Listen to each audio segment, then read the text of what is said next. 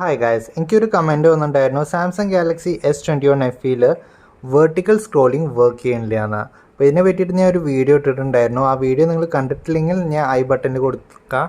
ആ വീഡിയോ നിങ്ങൾ കാണുക. അപ്പോഴാണ് ഈ വീഡിയോ നിങ്ങൾക്ക് മനസ്സിലാവുള്ളൂ വെർട്ടിക്കൽ സ്ക്രോളിംഗ് എന്താണെന്ന് അറിയാത്തവർ.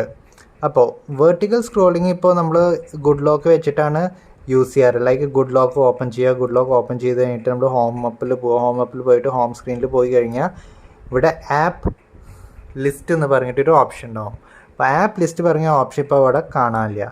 അപ്പോൾ ഇനി നമുക്ക് ഈ വെർട്ടിക്കൽ സ്ക്രോളിംഗ് കിട്ടുമോ കിട്ടില്ലേ, അതാണ് ഇന്നത്തെ വീഡിയോ ഞാൻ പറയാൻ പോണത്. അപ്പോൾ വെർട്ടിക്കൽ സ്ക്രോളിംഗ് നമുക്ക് ഫ്യൂച്ചറിൽ തിരിച്ചു വരും. അതെങ്ങനെയാണ് എനിക്കറിയണം, ഞാൻ പറഞ്ഞുതരാം.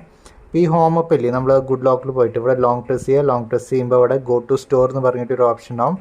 ഗോ ടു സ്റ്റോറിൽ പോയി കഴിഞ്ഞാൽ നിങ്ങൾക്ക് ഇവിടെ വാട്ട്സ് ന്യൂ എന്ന് പറഞ്ഞിട്ട് എഴുതിയിട്ടുണ്ടാവും. അപ്പോൾ വാട്ട്സ് ന്യൂവിൽ ഇവിടെ ക്ലിക്ക് ചെയ്യുമ്പോൾ അപ്കമിങ് ഫീച്ചേഴ്സിൽ നമുക്ക് ഹോം സ്ക്രീനിൽ ആപ്പ് ലിസ്റ്റിൻ്റെ ഓപ്ഷൻ കാണാനുണ്ട്. പിന്നെ ഈ കുറേ പുതിയ ഫീച്ചേഴ്സ് ആഡ് ആവാൻ പോകുന്നുണ്ട്.